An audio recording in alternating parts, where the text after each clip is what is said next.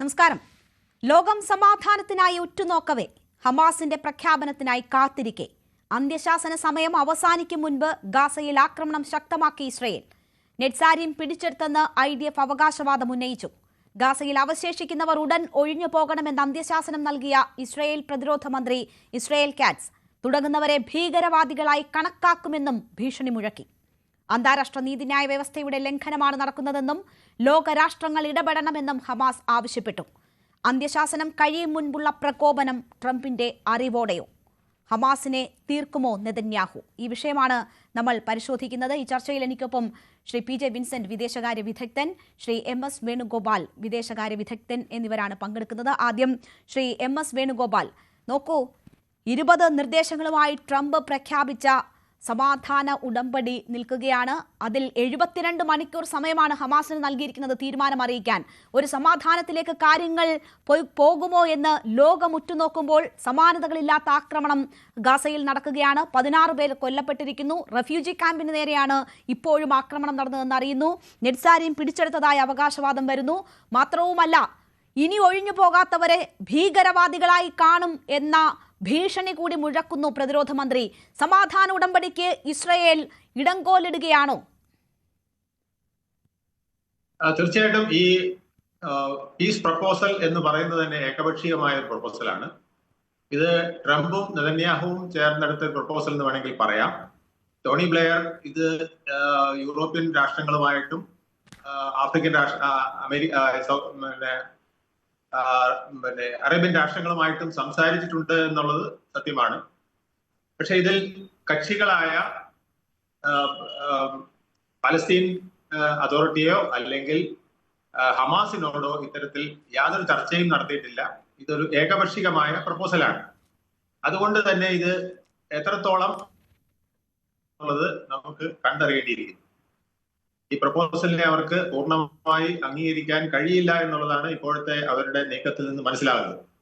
പക്ഷെ എന്നാൽ അവർ ഈ ഒത്തുതീർപ്പ് വ്യവസ്ഥകൾ സമ്മതിച്ചില്ലെങ്കിൽ ഒരുപക്ഷെ അവർക്ക് വലിയ ശ്രീ MS വേണുഗോപാൽ, അതായിരുന്നു സാഹചര്യം. ഹമാസിനെ ഒരു തരത്തിലും അംഗീകരിക്കാൻ പറ്റുന്ന കാര്യമായിരുന്നില്ല. ഒരു രാഷ്ട്രീയ ആത്മഹത്യ എന്ന് വേണമെങ്കിൽ പറയാൻ പറ്റുന്ന തരത്തിലുള്ള നിർദ്ദേശങ്ങൾ അടങ്ങിയ പീസ് പ്ലാൻ ആണ് മുന്നോട്ട് വെച്ചിരിക്കുന്നത്. എന്തായാലും ഹമാസ് അതിൽ എന്ത് നിലപാടെടുക്കുന്നു, നിലപാട് പ്രഖ്യാപിക്കുന്നു എന്ന് അറിയുന്നതിന് മുൻപ് തന്നെ ആക്രമണം കടുപ്പിച്ചിരിക്കുന്നത് എന്ത് ലക്ഷ്യത്തോടെ ആയിരിക്കും?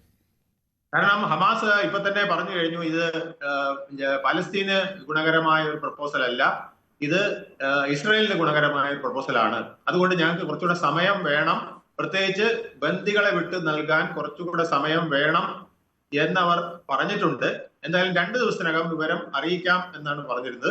അപ്പോ അതിന്റെ അർത്ഥം അവർക്ക് വിട്ട് നൽകാൻ ഈ വ്യവസ്ഥകൾ അംഗീകരിക്കാൻ താല്പര്യമില്ല എന്നുള്ള ഒരു സൂചനയായിട്ടാണ് ഇസ്രായേൽ ഇതിനെ കണക്കാക്കുന്നത്. അതുകൊണ്ട് തന്നെയാണ് അവർ ഇപ്പോൾ തന്നെ ആക്രമണം തുടർന്നിരിക്കുന്നത് എന്നാണ് മനസ്സിലാക്കേണ്ടത്. എന്തായാലും ഈ സാഹചര്യത്തിൽ ഹമാസിനെ സംബന്ധിച്ചിടത്തോളം ഒന്നുകിൽ ഈ വ്യവസ്ഥകൾ അംഗീകരിച്ചുകൊണ്ട് ചത്തതിനൊക്കുമേ ജീവിച്ചിരിക്കുക, അല്ലെങ്കിൽ വെടിയുണ്ടകൾക്ക് വിധേയമാവുക എന്നുള്ള രീതിയിലുള്ള പ്രപ്പോസലാണ് മുന്നോട്ട് പോകുന്നത്. ഇനി ഇത് യൂറോപ്യൻ രാഷ്ട്രങ്ങളിൽ നിന്നോ അല്ലെങ്കിൽ അറേബ്യൻ രാഷ്ട്രങ്ങളിൽ നിന്നോ ഈ പ്രപ്പോസൽ അംഗീകരിച്ചില്ലെങ്കിൽ വലിയ പിന്തുണയൊന്നും ഹമാസിന് കിട്ടാൻ പോകുന്നില്ല. ആ സാഹചര്യത്തിൽ അവർക്ക് വലിയ ഭീഷണി, അവരുടെ ജീവന് ഭീഷണി, അവരുടെ ഇനിയുള്ള മുന്നോട്ടുള്ള പോക്കിന് ഭീഷണി എല്ലാം ഉണ്ടാവുകയാണ്. അപ്പോൾ ഇത് തന്നെയാണ് ഇപ്പോൾ ഗാസ സിറ്റി വളഞ്ഞുകൊണ്ട് ഇസ്രായേൽ സേന നടപ്പിലാക്കിയിരിക്കുന്ന രീതി. അവിടുത്തെ നെറ്റ്സാരിം എന്ന് പറയുന്ന കോറിഡോർ അവരെ പിടിച്ചെടുത്ത് കഴിഞ്ഞിരിക്കുന്നു. ഇനി ഹമാസിന്റെ ആരെങ്കിലും ഗാസ സിറ്റിയിൽ ഉണ്ടെങ്കിൽ അവർ എത്രയും പെട്ടെന്ന് ഒഴിഞ്ഞു പോകണമെന്നും, ഒഴിഞ്ഞു പോയില്ലെങ്കിൽ അവർ വേഗത്തിൽ ഒഴിഞ്ഞു പോയില്ലെങ്കിൽ അവരെ തീവ്രവാദികളായി കണക്കാക്കിക്കൊണ്ട് ഇനി നേരിടുമെന്നുകൂടെയാണ് ഇപ്പോൾ ഇസ്രായേലിന്റെ പ്രതിരോധ മന്ത്രി അറിയിച്ചിരിക്കുന്നത്. അപ്പോൾ എത്രയും പെട്ടെന്ന് ഗാസ പൂർണ്ണമായും പിടിച്ചടക്കുക എന്നുള്ള ഒരു നടപടിയിലേക്കാണ് അവർ പോകുന്നത്. തീർച്ചയായും ഇസ്രായേൽ ആ ഒരു നീക്കം തന്നെയാണ് ശക്തമാക്കിയിരിക്കുന്നത്. ഞാൻ താങ്കളിലേക്ക് തിരിച്ചെത്താം. ഇപ്പോൾ ശ്രീ PJ വിൻസെന്റ് കൂടി നമുക്കൊപ്പം ചേരുകയാണ്. ശ്രീ PJ വിൻസെന്റ്, ഞാൻ താങ്കളിലേക്ക് തിരിച്ചെത്താം. ശ്രീ പി ജെ വിൻസെന്റ്, 72 മണിക്കൂർ സമയം ഈ പീസ് പ്ലാൻ മുന്നോട്ട് വെച്ച ട്രംപ് അനുവദിച്ച സമയമാണ്. ആ 72 മണിക്കൂർ സമയം പോലും കാത്തിരിക്കുന്നില്ല ഇസ്രയേൽ സേന എന്ന് വേണം മനസ്സിലാക്കാൻ, നെതന്യാഹു എന്ന് വേണം മനസ്സിലാക്കാൻ.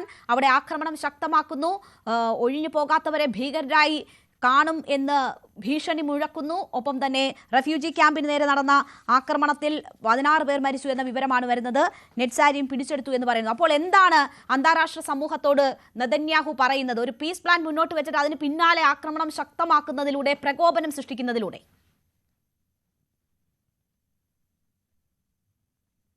ശ്രീ പി ജെ വിൻസെന്റ്, കേൾക്കാമോ? കേൾക്കാം. പറഞ്ഞോളൂ.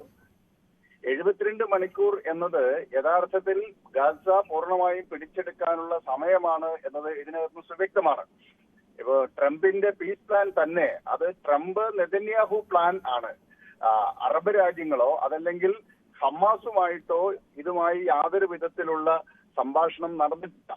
മധ്യസ്ഥത വഹിച്ചിരുന്ന ഈജിപ്തും ഖത്തറും പുറത്തായി. ഇപ്പോൾ ഏകപക്ഷീയമായി ബെഞ്ചമിൻ നെതന്യാഹു ട്രംപ് പ്ലാൻ ആണ് ഇപ്പോൾ അവതരിപ്പിച്ചിട്ടുള്ള 20 ദിന പദ്ധതി. അതിൽ 72 മണിക്കൂറിനകം ബന്ദികളെ പൂർണ്ണമായിട്ട് കൈയൊഴിയുകയും ട്രംപ് മുന്നോട്ട് വെച്ച പ്ലാൻ പൂർണ്ണമായി അംഗീകരിക്കുകയും ചെയ്യുക എന്ന ഒറ്റ ഓപ്ഷൻ മാത്രമാണ് ഹമാസിന് മുന്നിൽ വെച്ചത്. ഹമാസ് ഇതിനോട് പ്രതികരിച്ചിട്ടില്ല. അതേസമയം ഫലസ്തീൻ ഇസ്ലാമിക് ജിഹാദ് ഈ കരാർ അംഗീകരിക്കാൻ പറ്റില്ല എന്ന് പറഞ്ഞു. അവിടെ രണ്ട് പാർട്ടികൾ തമ്മിൽ നിരന്തര സംഘർഷത്തിലാണ്. അവിടെ ഏകപക്ഷീയമായി സമാധാന പദ്ധതി പ്രഖ്യാപിക്കുന്നതിൽ അർത്ഥമില്ല. അത് മാത്രവുമല്ല, 72 മണിക്കൂർ എന്നുള്ള സമയം വളരെ കൃത്യമായ സൂചനയാണ്. അതിനുള്ളിൽ ഗസയും അതുപോലെ ഗസയുടെ സംഘർഷം നടക്കുന്ന മറ്റു മേഖലകളും പൂർണ്ണമായി പിടിച്ചെടുക്കാനുള്ള തന്ത്രം IDF തയ്യാറാക്കിയിരിക്കുന്നു. അപ്പോൾ പൂർണ്ണമായി ഗസ കൈപ്പിടിയിലാക്കുക എന്നതിലേക്ക് നീങ്ങാനുള്ള സമയമാണ് ഈ സമാധാന പദ്ധതിയിൽ മുന്നോട്ട് വെച്ചിട്ടുള്ളത്. ആ അർത്ഥത്തിൽ ഇത് തികച്ചും ഏകപക്ഷീയമാണ്. അത് ബെഞ്ചമിൻ നെതന്യാഹു എന്ന നിലയ്ക്ക് മാത്രമല്ല, അമേരിക്കയും ഇസ്രായേലും ലോകത്തിന് മുന്നിൽ വെക്കുന്നത് ഞങ്ങൾ ഗസ പിടിച്ചെടുക്കും, അതിനുശേഷം അമേരിക്കയും ഇസ്രായേലും ഒരു സമാധാന പദ്ധതി പ്രഖ്യാപിക്കും, അവരെ ഗസയുടെ പുനർനിർമ്മാണം സംബന്ധിച്ചുള്ള കാര്യങ്ങൾ മുന്നോട്ട് വയ്ക്കും. ട്രംപ് അധ്യക്ഷനായിട്ടും ടോണി ബ്ലെയറിന്റെ നേതൃത്വത്തിൽ ഒരു ഇന്ററിം സർക്കാർ രൂപീകരിക്കും. അങ്ങനെ എല്ലാ കാര്യങ്ങളെ സംബന്ധിച്ചും അമേരിക്ക ഇസ്രായേൽ അച്ചുതണ്ട് തീരുമാനിക്കുകയും അതിനനുസരിച്ച് പോയില്ല എങ്കിൽ സർവനാശം എന്ന നിലയ്ക്ക് ഭീഷണിപ്പെടുത്തുകയാണ് ചെയ്തിട്ടുള്ളത്. ഇവിടെ നോക്കൂ, കഴിഞ്ഞ തവണ ഒരു സമാധാന കരാർ മുന്നോട്ട് വെക്കുകയും വെടിനിർത്തലിനുള്ള സാധ്യത ആരായുകയും ഹമാസ് അത് അംഗീകരിക്കുകയും ചെയ്തതിന് തൊട്ടു പിന്നാലെയാണ് ഖത്തറിൽ ആക്രമണം ഇസ്രായേൽ നടത്തുന്നത്. അത് അവിടെ തീരുന്നു, പിന്നീട് ആക്രമണം അങ്ങോട്ട് കടുപ്പിക്കുന്നതാണ് നമ്മൾ കണ്ടത്. ഇപ്പോൾ കുറച്ചുകൂടി വിപുലമായ ഒരു പ്ലാൻ മുന്നോട്ട് വെച്ചതിന് ശേഷമാണ് അവിടെ ഈ രീതിയിലുള്ള ആക്രമണം നടക്കുന്നത്. ഇപ്പോഴും ഒരു റെഫ്യൂജി ക്യാമ്പിന് നേരെ ആക്രമണം നടന്നു എന്ന് പറയുന്നു. അവിടെ 16 പേർ മരിച്ചു, അതിൽ സ്ത്രീകളും കുട്ടികളും ഉൾപ്പെടുന്നു എന്ന് പറയുകയാണ്. അപ്പോൾ ഓരോ സമാധാന ശ്രമങ്ങളിലേക്ക് കടക്കുമ്പോഴും ആദ്യം അതിന്റെ കടക്കൽ കത്തിവെക്കുന്നത് ഇസ്രായേലാണ്. അവിടെയാണ് ഇതിനു മുമ്പും സംസാരിക്കാൻ ആഗ്രഹിച്ചത്. അവിടെ ഇസ്രായേൽ മാത്രമല്ല, അമേരിക്ക ഇസ്രായേൽ അച്ചുതണ്ട് എന്ന് തന്നെ പറയുന്നത് അതുകൊണ്ടാണ്. അപ്പോൾ അതുകൊണ്ട് ഈ ഇസ്രായേലിന്റെ മാത്രം താല്പര്യങ്ങളല്ല ഇതിൽ പ്രതിഫലിക്കുന്നത്. ഇപ്പൊ ഗസ പിടിച്ചെടുത്ത ഈ 20 ദിന പദ്ധതി തന്നെ അതിലൊരു പ്രധാനപ്പെട്ട സംഗതി ഈ ട്രംപിന്റെ അധ്യക്ഷതയിൽ അവിടെ ഒരു ഇന്ററിം ഭരണ സംവിധാനം രൂപപ്പെടുത്തുമെന്നുള്ളതാണ്. അത് പിന്നീട് ടോണി ബ്ലെയർ അതിന്റെ നേതൃത്വം വഹിക്കുമെന്നാണ് അതിന്റെ ഭാഗമായിട്ട് പറഞ്ഞു വെക്കുന്നത്. അപ്പോൾ അമേരിക്ക ഇസ്രായേൽ അച്ചുതണ്ട് ഗസ പൂർണ്ണമായും പിടിച്ചടക്കാൻ തീരുമാനിച്ചിരിക്കുന്നു. അതിന്റെ ഇപ്പോൾ നടന്നുകൊണ്ടിരിക്കുന്ന സമാധാന ചർച്ചകൾ ഇനി പോകേണ്ടതില്ല എന്ന തീരുമാനത്തിന്റെ കൂടി ഭാഗമായിട്ടാണ് ഖത്തർ ആക്രമിക്കപ്പെടുന്നത്. കാരണം ഖത്തറും ഈജിപ്തും നടത്തുന്ന പീസ് ടോക്സ്, സമാധാന പ്രക്രിയയാണ് ഇടക്കാലത്ത് 2 തവണ വെടിനിർത്തലിലേക്ക് നയിച്ചത്. അതിനുശേഷം പല സന്ദർഭങ്ങളിലും ഒരു പരിഹാരത്തിലേക്ക് നീങ്ങുന്ന നിർദ്ദേശങ്ങൾ ചർച്ചയുടെ ഭാഗമായി മുന്നോട്ട് വെച്ചതും. ഇവിടെ ഈജിപ്ത് ഏറെക്കുറെ അമേരിക്കയുടെ നിയന്ത്രണത്തിലാണ്. അതേസമയം ഖത്തർ സ്വതന്ത്രമായ നിലപാടെടുക്കുന്ന ഒരു രാജ്യം കൂടിയാണ്. അവിടെയാണ് ഖത്തറിന്റെ പരമാധികാരത്തെ ലംഘിച്ചുകൊണ്ട് ഇസ്രായേൽ നടത്തിയ ആക്രമണം. ഈ സമാധാന പ്രക്രിയയിൽ ഇനി ഖത്തർ ഇടപെടേണ്ടതില്ല. അങ്ങനെ ഇടപെട്ടാൽ നിങ്ങളും ആക്രമിക്കപ്പെടുമെന്ന സൂചനയാണ് നൽകിയിട്ടുള്ളത്. അതിൽ അമേരിക്കയുടെ പൂർണ്ണമായ പിന്തുണയുണ്ട് എന്നുള്ളതും സ്പഷ്ടമാണല്ലോ. അപ്പൊ അപ്പോൾ അതിനുശേഷം വന്നിട്ട് ഈ ഗസ സിറ്റി പൂർണ്ണമായും പിടിച്ചെടുക്കുകയും ഹമാസിന്റെ അവസാനത്തെ ശക്തി കേന്ദ്രം എന്നൊക്കെ വേണമെങ്കിൽ പറയാം. ഹമാസിന് ഇപ്പോഴും IDF തന്നെ പറയുന്നത് 5000-ഓളം ഹമാസ് പോരാളികൾ ഇപ്പോഴും ഗസ സിറ്റിയിലുണ്ട് എന്നാണ്. അത് സംബന്ധിച്ച് നമുക്ക് കൃത്യമായ ധാരണയില്ല. ഏതായാലും IDF-ഉം അതുപോലെ അമേരിക്കൻ മാധ്യമങ്ങളും മുന്നോട്ട് വെക്കുന്ന വിവരം മാത്രമാണ് നമ്മുടെ കയ്യിലുള്ളത്. അത് വെച്ച് പരിശോധിക്കുമ്പോൾ ഈ ഗസ സിറ്റിയും കൂടെ പിടിച്ചെടുത്ത് പൂർണ്ണമായിട്ടും ഗസ ഇസ്രായേലിന്റെ നിയന്ത്രണത്തിലാക്കുക. അങ്ങനെ നിയന്ത്രണത്തിലാക്കിയതിനു ശേഷം അമേരിക്ക മുന്നോട്ട് വെക്കുന്ന പദ്ധതിക്കനുസരിച്ച്, നിർദ്ദേശത്തിനനുസരിച്ച് ഒരു സമാധാനം അവിടെ കൊണ്ടുവരിക. സമാധാനം കൊണ്ടുവരിക എന്ന് പറഞ്ഞു കഴിഞ്ഞാൽ അമേരിക്കയുടെ നിയന്ത്രണത്തിൽ ഗസയുടെ പുനർനിർമ്മാണവും ഗസയിൽ നിന്നുള്ള ഹമാസിന്റെ പൂർണ്ണമായ തുടച്ചു നീക്കലും. ഇതാണ് ഗ്രാൻഡ് ഡിസൈൻ. അപ്പൊ ഇതിലേക്ക് കാര്യങ്ങൾ നീങ്ങുന്നു എന്നാണ് ഇപ്പോൾ കിട്ടുന്ന സൂചന. തീർച്ചയായും ഞാൻ താങ്കളിലേക്ക് തിരിച്ചെത്താം. ദയവായി ടെലിഫോൺ ലൈനിൽ തുടരുക. ശ്രീ MS വേണുഗോപാൽ, നോക്കൂ, ഇവിടെ ട്രംപും കൂടി അറിഞ്ഞുകൊണ്ടുള്ള ആക്രമണം തന്നെയാണ് ഇപ്പോഴും നടന്നുകൊണ്ടിരിക്കുന്നത് എന്നതാണ് PJ വിൻസെന്റ് പറയുന്നത്. നോക്കൂ, ഈ സമാധാന ഉടമ്പടി മുന്നോട്ട് വെക്കുന്നത് ട്രംപാണ്. ട്രംപ് ആവിഷ്കരിച്ചതാണ്. അത് ഇസ്രായേലിന്റെ അറിവോടെയും അവരുടെ പൂർണ്ണ സമ്മതത്തോടെയും ആണ് എന്ന കാര്യത്തിൽ സംശയമില്ല. നൊബേൽ സമ്മാനത്തിനുള്ള അവകാശവാദം വീണ്ടും ആവർത്തിച്ചിരിക്കുകയാണ് ട്രംപ്. അപ്പോൾ ഇങ്ങനെ ആയുധം ഉപയോഗിച്ച് ആ പ്രദേശത്തിന്റെ പൂർണ്ണ നിയന്ത്രണം കൈക്കലാക്കണം എന്നത് കൂടി ആ പ്ലാനിന്റെ ഭാഗമാണ് എന്ന ലോജിക്ക് താങ്കൾക്കുണ്ടോ? അത് ട്രംപിന്റെ കൂടി പൂർണ്ണ അനുവാദത്തോടെയാണെന്നുണ്ടോ? അങ്ങനെയാണെങ്കിൽ അറബ് രാഷ്ട്രങ്ങൾ ഉൾപ്പെടെ കബളിപ്പിക്കപ്പെട്ടിരിക്കുകയാണോ ഇവിടെ? അത് ഞാൻ പ്രത്യേകിച്ച് പറയേണ്ട കാര്യമില്ല. ട്രംപ് തന്നെ ഈ പീസ് പ്ലാൻ ഡിക്ലെയർ ചെയ്തുകൊണ്ട് പറഞ്ഞത് 72 മണിക്കൂർ ഞങ്ങൾ തരുന്നു, അതിനകം ഈ പ്ലാൻ അംഗീകരിച്ച് ഗാസ വിട്ടില്ലെങ്കിൽ ഇനി നെതന്യാഹുവിനൊപ്പം ഞാനും കൂടെ കാണും, അമേരിക്കയായിരിക്കും ഇനി ഈ യുദ്ധത്തിന് മുൻകൈ എടുക്കുന്നത് എന്നുള്ള രീതിയിലാണ് ഇപ്പോൾ ട്രംപ് കഴിഞ്ഞ ദിവസം 29-ാം തീയതി പറഞ്ഞത്.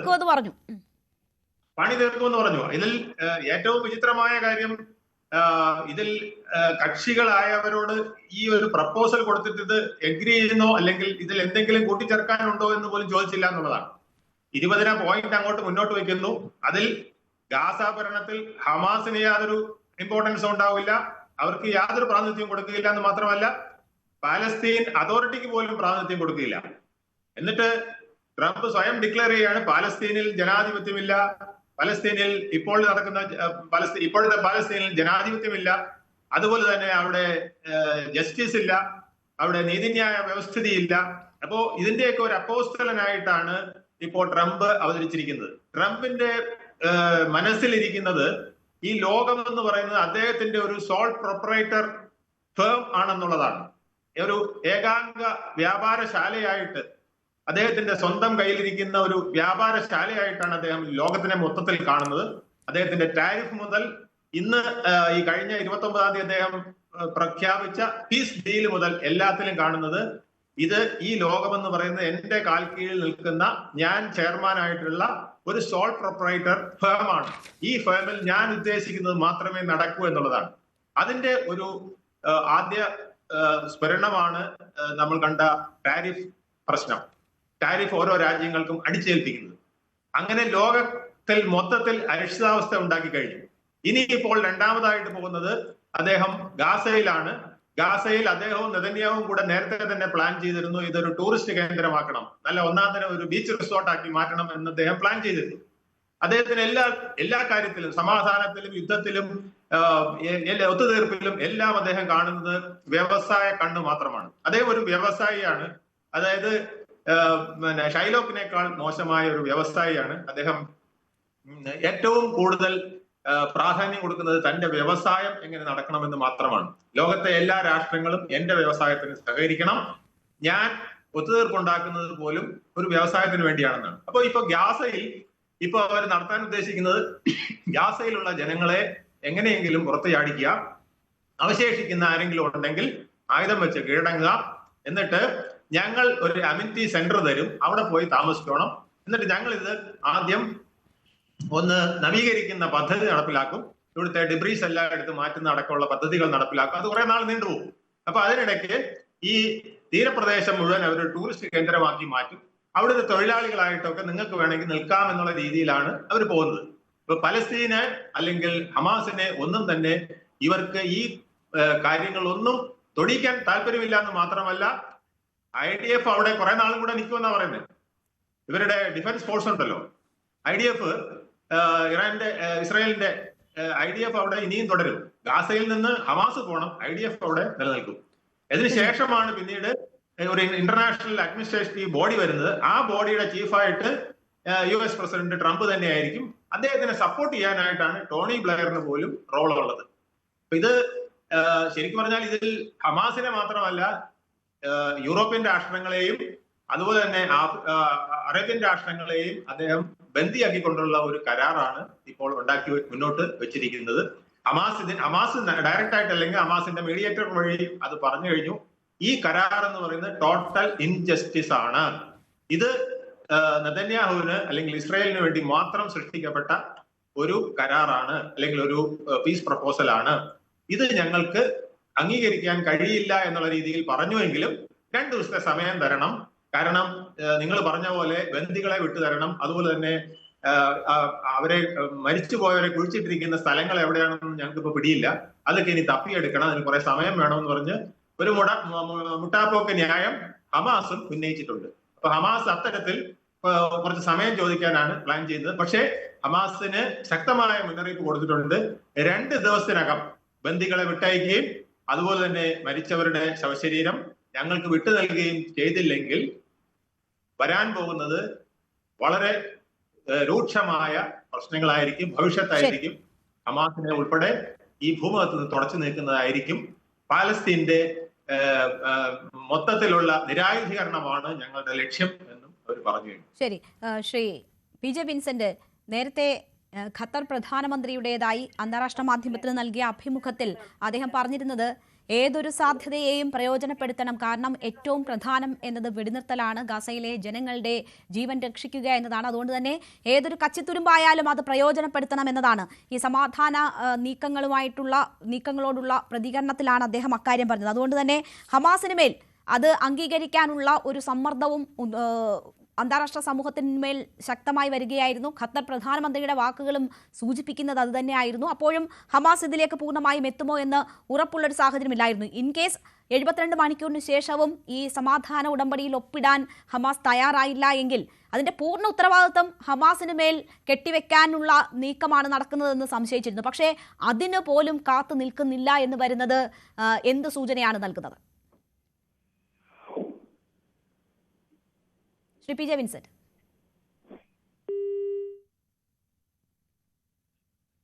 അദ്ദേഹത്തിന്റെ ടെലിഫോൺ ലൈൻ കട്ടായിരിക്കുകയാണ്. ഞാൻ അദ്ദേഹത്തിലേക്ക് തിരിച്ചെത്താം. ശ്രീ MS വേണുഗോപാൽ, നോക്കൂ, ഇപ്പോൾ ഈ 72 മണിക്കൂർ കഴിഞ്ഞതിന് ശേഷമാണ്, ഹമാസ് ഉടമ്പടിയിൽ ഒപ്പിടാത്തതിന് ശേഷമാണ് ആക്രമണം കടുപ്പിച്ചിരിക്കുന്നതെങ്കിൽ ഇസ്രായേലിന്, ട്രംപിന് ലോകത്തോട് പറയാമായിരുന്നു, നോക്കൂ, തങ്ങൾ മുന്നോട്ട് വെച്ച സമാധാന ഉടമ്പടിയിൽ ഒപ്പുവെക്കാൻ ഹമാസ് തയ്യാറായില്ല, ഇവിടെ സമാധാന ശ്രമം നടപ്പാക്കാത്തതിന് പ്രധാന കാരണം ഹമാസ് ആണ് എന്ന് ചൂണ്ടിക്കാട്ടാമായിരുന്നു. പക്ഷേ ലോകരാഷ്ട്രങ്ങളെ കബളിപ്പിച്ച് UN ഉച്ചകോടിക്ക് സമാന്തരമായി നടത്തിയ പല വിധത്തിലുള്ള ചർച്ചകൾക്കൊടുവിൽ ഒരു സമാധാന കരാർ മുന്നോട്ട് വെച്ചിട്ടാണ് ആ സമയം പോലും പാലിക്കാതെ ആക്രമണം ശക്തമാക്കുന്ന നടപടി ഇസ്രായേലിന്റെ ഭാഗത്തു നിന്നും ഉണ്ടാകുന്നത്. ഇവർ സംയുക്തമായിട്ടാണ് നടത്തുന്നതെങ്കിൽ അങ്ങനെ ഒരു സംയുക്ത നീക്കം ഉണ്ടാകുന്നത് അത് അന്താരാഷ്ട്ര സമൂഹത്തെ പോലും കബളിപ്പിക്കുന്നതിന് തുല്യമായി വരുന്നില്ലേ? അവിടെ വീണ്ടും ഇസ്രായേൽ ലോകരാഷ്ട്രങ്ങളെ വെല്ലുവിളിക്കുന്നതിന് സമാനമായി തന്നെയല്ലേ ഈ നടപടികളെ നോക്കിക്കാണാൻ കഴിയൂ? തീർച്ചയായിട്ടും ട്രംപ് ഇപ്പോ UN എന്ന് പറയുന്ന US ആണെന്നുള്ളതാണ് ഇപ്പൊ പ്രഖ്യാപിച്ചിരിക്കുന്നത് ഇൻഡയറക്റ്റ് ആയിട്ട്. ഈ നടപടിയിലൂടെ അദ്ദേഹം സ്ഥാപിച്ചിരിക്കുന്നത് UN എന്ന് പറയുന്നത് ഇനി ഞങ്ങളാണ്, US ആണ്. അപ്പോ ഞങ്ങൾ ഇങ്ങനെയുള്ള കാര്യങ്ങൾ തീരുമാനിക്കും, അതിനുശേഷം അത് സമയപരിധി ഇതുപോലെ 72 മണിക്കൂറോ 24 മണിക്കൂറോ 48 മണിക്കൂറോ ഒക്കെ ഞങ്ങൾ കൊടുക്കും. ആ സമയക്രമത്തിനകം ഈ ലോകത്തെ രാഷ്ട്രങ്ങൾ ഞങ്ങളെ അനുസരിച്ചില്ലെങ്കിൽ ഞങ്ങൾ പിന്നെ ഞങ്ങൾക്ക് തോന്നിയ കാര്യങ്ങൾ തീരുമാനിക്കും. ഈ രീതിയിലേക്കാണ് അദ്ദേഹം പോകുന്നത്. അദ്ദേഹത്തിന്റെ പെരുമാറ്റം ലോകത്തോട് മാത്രമല്ല, അദ്ദേഹത്തിന്റെ രാഷ്ട്രത്തോടും അങ്ങനെയാണ് ചെയ്യുന്നത്. 7 ലക്ഷം പേരുടെ തൊഴിൽ പിന്നെ സർക്കാരിൽ നിന്നുള്ള ആ ജോലി പോലും തട്ടിത്തെറിപ്പിച്ചുകൊണ്ട് അമേരിക്ക എന്ന് ശരിക്കും പറഞ്ഞാൽ അദ്ദേഹം പൂട്ടിവെച്ചിരിക്കുകയാണ്. അമേരിക്ക എന്ന് പറഞ്ഞ രാഷ്ട്രത്തിന് ദൈനംദിന പ്രവർത്തനങ്ങൾക്ക് പോലും സാധിക്കാത്ത വിധത്തിൽ അദ്ദേഹം പൂട്ടിക്കെട്ടിയിരിക്കുകയാണ്. അപ്പൊ പിന്നെ മറ്റു രാഷ്ട്രങ്ങളുടെ കാര്യം അല്ലെങ്കിൽ ഗാസയിലെ കാര്യം അല്ലെങ്കിൽ ഹമാസിന്റെ കാര്യം ഒന്നും പ്രത്യേകം പറയണ്ടല്ലോ. അദ്ദേഹം ഈ പീസ് പ്ലാൻ പ്രഖ്യാപിച്ചപ്പോൾ തന്നെ ഒരു കാര്യം പറഞ്ഞിരുന്നു, 72 മണിക്കൂർ എന്ന് പറയുന്നത് അൾട്ടിമേറ്റമാണ്. ആ 72 മണിക്കൂറിനകം മാറിയില്ലെങ്കിൽ പിന്നെ ഞങ്ങൾ അടിച്ച് തകർക്കുക എന്നുള്ളത് മാത്രമായിരിക്കും. അപ്പോ ഹമാസിന്റെ മൗനം അല്ലെങ്കിൽ ഹമാസിന്റെ അർത്ഥഗർഭമായ ചില മീഡിയേറ്റർ ടോക്സ് ഇതെല്ലാം ഞങ്ങൾ തള്ളിക്കളഞ്ഞിരിക്കുന്നു. ഇനി ഹമാസ് എന്ന് പറയുന്നത് ഉണ്ടാവില്ല, ഗാസ എന്ന് പറയുന്ന സിറ്റി ഞങ്ങളുടേതായിരിക്കും, ഞങ്ങൾ ഇത് കീഴടക്കും എന്നുള്ള രീതിയിലാണ് ഇന്ന് ആക്രമണം ആരംഭിച്ചിരിക്കുന്നത്. അവർക്ക് വേണമെങ്കിൽ എനിക്ക് തോന്നുന്നത് ഇത് 1-2 ദിവസം കൊണ്ട് ഗാസ സിറ്റി പൂർണ്ണമായിട്ടും അവരുടെ കയ്യിലാവും. ഇനി ഇത് കഴിഞ്ഞാൽ ബാക്കി കാര്യങ്ങൾ ഞങ്ങൾ നോക്കിക്കൊള്ളാം എന്നുള്ളതാണ് നെതന്യാഹുവും ട്രംപും കൂടെ തീരുമാനിച്ചുറപ്പിച്ചിരിക്കുന്നത്. ഗാസ മിക്കവാറും അവരുടെ ഈ ശവപ്പറമ്പിൽ ഒരു ടൂറിസ്റ്റ് കേന്ദ്രം പണിയുക എന്നുള്ള അവരുടെ ക്രൂരമായ സ്വപ്നമായിരിക്കും ഇനി നടക്കാൻ പോകുന്നത് എന്ന് എനിക്ക് ഭയമുണ്ട്. തീർച്ചയായും. ശ്രീ പി ജെ വിൻസെന്റ്, താങ്കൾക്ക് കേൾക്കാൻ കഴിയുന്നുണ്ടോ? ശ്രീ പി ജെ വിൻസെന്റ്, നോക്കൂ, ഒരു സമാധാന ഉടമ്പടി ഒപ്പുവെച്ചതിന് ശേഷമാണ് അവിടെ ആക്രമണം ശക്തമാക്കിയിരിക്കുന്നത്. അത് തന്നെയായിരുന്നു അവരുടെ ലക്ഷ്യം എന്നത് താങ്കൾ ഉൾപ്പെടെ സൂചിപ്പിക്കുകയും ചെയ്തു. നോക്കൂ, ഈ 72 മണിക്കൂർ എന്ന സമയത്തിന് മുൻപ് നടത്തിയ ആക്രമണങ്ങളാണ്. ഹമാസ് ഇനി ഈ ആക്രമണങ്ങൾക്കും ശേഷം ഇതിലുള്ള അവരുടെ നിലപാട് പറയുമോ എന്നത് വ്യക്തമല്ല. നേരത്തെ തന്നെ അവർക്ക് കൂടുതൽ സമയം ആവശ്യമുണ്ട് എന്ന തരത്തിൽ സോഴ്സുകൾ ഉദ്ധരിച്ച് അന്താരാഷ്ട്ര മാധ്യമങ്ങൾ വാർത്തകൾ നൽകിയിരുന്നതാണ്. ഈ ഒരു ഘട്ടത്തിൽ ഇനി ഈ കരാറിന് പ്രാബല്യമുണ്ടോ? ഇനി ഈ കരാർ നിലവിലുണ്ടോ? അത് സംബന്ധിച്ച് താങ്കൾക്ക് എന്താണ് തോന്നുന്നത്? കരാർ യഥാർത്ഥത്തിൽ ഇല്ലല്ലോ. കരാർ എന്ന് പറഞ്ഞാൽ രണ്ട് പാർട്ടികൾ ഉടമ്പടി പരസ്പരം ചർച്ച ചെയ്ത് എത്തുന്ന തീരുമാനത്തിലാണല്ലോ കരാർ എന്ന് പറയുക. ഇവിടെ ഹമാസുമായിട്ടോ ഏതെങ്കിലും ഫലസ്തീനിയൻ പ്രതിനിധികളുമായിട്ടോ, അവിടെ ഫലസ്തീനിയൻ നാഷണൽ അതോറിറ്റി ഉണ്ട്. ഫലസ്തീൻ രാഷ്ട്രമെന്ന് നമ്മൾ പറയുമ്പോൾ നമ്മൾ അംഗീകരിക്കുന്ന ഫലസ്തീൻ രാഷ്ട്രത്തെ പ്രതിനിധീകരിക്കുന്നത് ഫലസ്തീനിയൻ നാഷണൽ അതോറിറ്റിയും അതിന്റെ പ്രസിഡന്റായിട്ട് വെസ്റ്റ് ബാങ്കിന്റെ തലസ്ഥാനം എന്ന് കരുതുന്ന റമല്ലയിൽ ഇരിക്കുന്ന മഹ്മൂദ് അബ്ബാസ് ആണ്. ഇവരൊന്നും ഈ ചർച്ചയിൽ ഭാഗമായിട്ടില്ല. ഈ സമാധാന പദ്ധതി ഏകപക്ഷീയമായി ട്രംപ് പ്രഖ്യാപിച്ചതാണ്. ട്രംപ് പ്രഖ്യാപിച്ച ഈ സമാധാന പദ്ധതി 72 മണിക്കൂറിനുള്ളിൽ അംഗീകരിക്കണമെന്നാണ്. അത് അംഗീകരിക്കുന്നത് വരെ യുദ്ധം തുടരും എന്നും അദ്ദേഹം കൃത്യമായി പറയുന്നുണ്ട്. അപ്പോൾ ഇപ്പോൾ ഈ പദ്ധതി ഹമാസ് അംഗീകരിക്കുകയാണെങ്കിൽ ഇപ്പോൾ തന്നെ യുദ്ധം അവസാനിക്കും. ഈ രീതിയിൽ ഏകപക്ഷീയമായ ഒരു സമാധാന കരാറിന്റെ, ഒരു സമാധാന പദ്ധതിയുടെ പ്രഖ്യാപനമാണ് അമേരിക്ക നടത്തിയത്. അതിൽ ഇസ്രായേൽ അമേരിക്കയുടെ താല്പര്യങ്ങളല്ലാതെ അവിടെ ഇതിനകം കൊല ചെയ്യപ്പെട്ട ഏകദേശം 68 ലക്ഷത്തിലധികം വരുന്ന ഫലസ്തീനികളുടെയോ മാരകമായി മുറിവേറ്റ 2 ലക്ഷത്തിലധികം വരുന്ന മനുഷ്യരുടെയോ ബന്ദികളാക്കപ്പെട്ട 23 ലക്ഷം മനുഷ്യരുടെയോ താല്പര്യങ്ങൾ എവിടെയും പ്രതിനിധീകരിക്കപ്പെട്ടിട്ടില്ല. അപ്പൊ അതാണ് അതിലെ പ്രധാനപ്പെട്ട കാര്യം. പിന്നെ നേരത്തെ പല പാനലിസ്റ്റുകളും സൂചിപ്പിച്ചത് വളരെ വാസ്തവമാണ്. ഗസ സിറ്റിയാണ് ഗസയുടെ കേന്ദ്രമായി വർത്തിക്കുന്ന പ്രദേശം. ഏകദേശം 10 ലക്ഷത്തോളം ആളുകൾ താമസിച്ചിരുന്ന ഒരു നഗരമായിരുന്നു അത് യുദ്ധം തുടങ്ങുന്നതിന് മുമ്പ്. ഇപ്പോഴും 5 ലക്ഷത്തിലധികം ആളുകൾ അവിടെ ഉണ്ട് എന്നാണ് കണക്കുകൾ സൂചിപ്പിക്കുന്നത്. ആ ഗസ നഗരവും കൂടി പൂർണ്ണമായി പിടിച്ചെടുത്ത് അത് സമ്പൂർണമായി ഇസ്രായേലിന്റെ ഒക്കുപ്പൈഡ് ഫലസ്തീനിയൻ ടെറിട്ടറി, ഇസ്രായേൽ പിടിച്ചെടുത്ത പ്രദേശമാക്കുക. ആ പിടിച്ചെടുത്ത പ്രദേശത്തിന്റെ അധികാരം കൈമാറുന്നത് ISF-നാണ് കൈമാറുന്നത്. ഇന്റർനാഷണൽ സ്റ്റെബിലിറ്റി ഫോഴ്സ് എന്നാണ് അതിന് പേരിട്ടിട്ടുള്ളത്. അത് സ്വാഭാവികമായിട്ടും IDF നിയന്ത്രിക്കുന്ന അല്ലെങ്കിൽ അമേരിക്കയുടെ നിയന്ത്രണത്തിലുള്ള ഒരു കാര്യം കൂടി അവിടെ നിന്ന് കൂട്ടിച്ചേർത്ത് ചോദിച്ചോട്ടെ ശ്രീ പി ജെ വിൻസെന്റ്. ഈ അവശേഷിക്കുന്ന മനുഷ്യരോട് അവിടെ നിന്ന് ഒഴിഞ്ഞു പോകാൻ അന്ത്യശാസനം കൊടുത്തിരിക്കുകയാണ്, അല്ലെങ്കിൽ അവരെ ഭീകരവാദികളായി കണക്കാക്കും എന്നാണ് പറഞ്ഞിരിക്കുന്നത്. അപ്പോൾ ഒരു ശ്മശാന ഭൂമിയാക്കി കൈമാറുക എന്നതാണോ ഉദ്ദേശിക്കുന്നത്? ഇപ്പോൾ നടക്കുന്ന ആക്രമണത്തിന്റെ ലക്ഷ്യം അതാണോ? തീർച്ചയായിട്ടും അതെ. താങ്കൾ സൂചിപ്പിച്ചത് വളരെ കൃത്യമായ കാര്യമാണ്. അവിടെ നടക്കുന്ന ജിനോസൈഡിനെ മാത്രമല്ല, ഇപ്പം പരിസ്ഥിതി പ്രവർത്തകരടക്കം സൂചിപ്പിക്കുന്ന ഒരു കാര്യം അവിടെ ഇക്കോസൈഡ് കൂടി നടക്കുന്നു എന്നാണ്. എന്ന് വെച്ചാൽ ആ ഗസ സ്ട്രിപ്പിന്റെ ഇക്കോളജിയെ പൂർണ്ണമായി തകർത്തിരിക്കുന്നു. അവിടുത്തെ ഫാം ലാൻഡുകൾ ഇനി കൃഷിക്ക് ഉപയുക്തമാക്കാൻ പറ്റില്ല.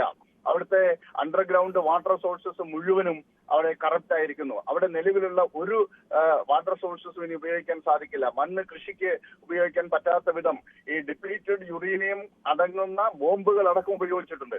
അപ്പോൾ ഈ മാരകമായ ബോംബിങ്ങും വളരെ ശ്രദ്ധയോടുകൂടിയുള്ള പ്രകൃതിയുടെ നാശവും കൂടി ഈ ഇൻവേഷൻ ഭാഗമായിട്ട് അവിടെ ഉണ്ടായിട്ടുണ്ട്. അതുകൊണ്ട് മണ്ണ് ഒരു ശ്മശാന ഭൂമിയായി മാറി അവിടെ ഒരു ചെറിയ ചെടി പോലും കിളുക്കാൻ പറ്റാത്ത വിധം അവിടുത്തെ മണ്ണ് വിഷലിപ്തമായി കഴിഞ്ഞു. മനുഷ്യർ മരണപ്പെട്ടത് അതിലേറെയാണ്. അത് നമുക്ക് എല്ലാവർക്കും അറിയാവുന്ന കാര്യമാണ്. അപ്പോൾ ഈ ദിശയിൽ അവിടെ ജിനോസൈഡും ഇക്കോസൈഡും ഒരേ സമയത്ത് നടന്നുകൊണ്ടിരിക്കുകയാണ് ഇപ്പോഴും. അപ്പോൾ അതുകൊണ്ട് അതിന്റെ തുടർച്ചയിൽ പൂർണ്ണമായി ആ പ്രദേശം സൈനികമായി പിടിച്ചെടുത്ത് IDF മാറി ISF വരുന്നു. അതിനുശേഷം ട്രംപിന്റെ കീഴിൽ ഒരു ഭരണം വരുന്നു. അതിന്റെ ചുമതല പിന്നീട് ടോണി ബ്ലെയറിന് കൈമാറുന്ന പറയുന്നു. അങ്ങനെ ഒരു ഇന്റർനാഷണൽ ബോഡി എന്ന പേര് മാത്രമേ ഉള്ളൂ, അതിനെ നിയന്ത്രിക്കുന്ന അമേരിക്കയും ഇസ്രായേലുമായിരിക്കും. അങ്ങനെ ഒരു പ്രോക്സി ഉണ്ടാക്കി, ഒരു ഇസ്രായേലിന്റെ പ്രോക്സി ഭരണം അവിടെ സ്ഥാപിക്കാനാണ് ഉദ്ദേശിക്കുന്നത്. അതിനിടെ ഈ ഉത്തര ഗാസയിലെ പരമാവധി ആളുകളെ ചെയ്യിക്കാനും അവരെ അവിടെ സ്ഥിരമായി നിലനിർത്താനുമുള്ള ഒരു ഗ്യാരണ്ടി. ശരി, ചില വ്യക്തത കുറവുണ്ട്. എന്തായാലും അവസാനിപ്പിക്കുകയാണ്, നമ്മുടെ സമയവും അവസാനിക്കുന്നത് കൊണ്ട് എല്ലാവരും സമാധാന നീക്കങ്ങളുടെ ഭാവി എന്ന് ഉറ്റുനോക്കുമ്പോഴാണ് വീണ്ടും ഗസയെ ചുട്ടുകരിച്ചുകൊണ്ട് ഇസ്രായേൽ സേന മുന്നേറുന്നത്. ഗസ സിറ്റി പൂർണ്ണമായും വളഞ്ഞിരിക്കുന്നു. ഇനി അവശേഷിക്കുന്നവരെ ഭീകരരായി കണ്ട് നീക്കം നടത്തും എന്ന ഭീഷണിയും പ്രതിരോധ മന്ത്രിയുടെ ഭാഗത്തു നിന്നും ഉണ്ടാവുകയാണ്. നമുക്ക് കാത്തിരിക്കാം. കൂടുതൽ പ്രതികരണങ്ങൾ തീർച്ചയായും ഈ വിഷയവുമായി ബന്ധപ്പെട്ട് ഉണ്ടാകും. സമാധാന നീക്കങ്ങളെ തന്നെ ഇത് തകിടം മറിക്കുമോ എന്നത് കാത്തിരുന്ന് തന്നെ കാണാം. വളരെ നന്ദി ചർച്ചയിൽ പങ്കെടുത്ത രണ്ട് അതിഥികൾക്കും.